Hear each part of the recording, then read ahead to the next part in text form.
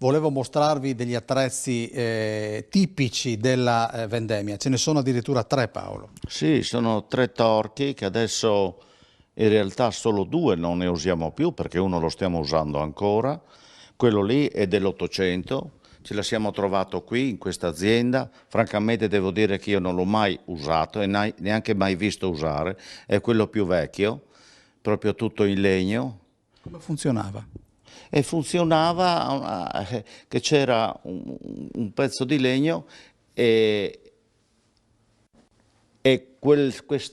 la parte centrale scendeva e col scendere torchiava le vinacce che erano sotto, l'uva che era sotto.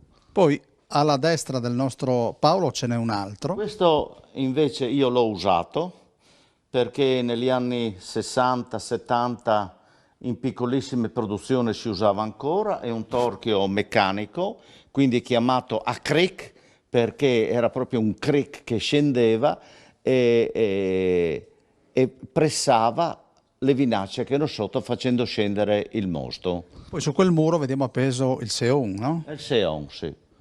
Il Seon quando non c'erano le motoseghe, in realtà nei boschi si andava con questo e appeso ancora c'è un cos che tanti di loro magari non sanno che cosa significava, ma quello lì veniva messo nel muso delle mucche affinché non mangiassero l'erba e magari non si gonfiassero mangiando l'erba verde.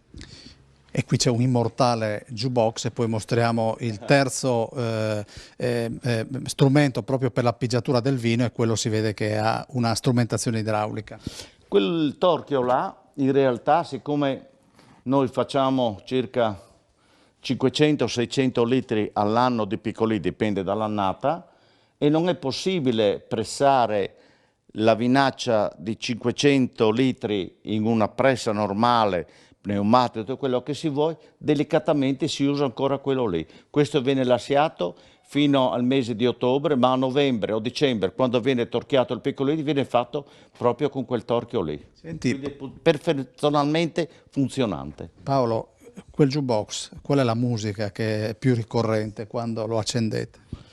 La musica più ricorrente è che quella che fa ricordare a me i primi balli lenti, io ho 64 anni, ma quando andavo in marina, perché sono una persona normale, non è che fossi stato un santo, in terza media si andava a Cividale in un bar che adesso mi scappa il nome, e la canzone che si suonava a 12-13 anni era Pensiero dei Pooh, e quindi questo Pensiero dei Pooh è la prima canzone che io metto sempre quando arrivano degli amici.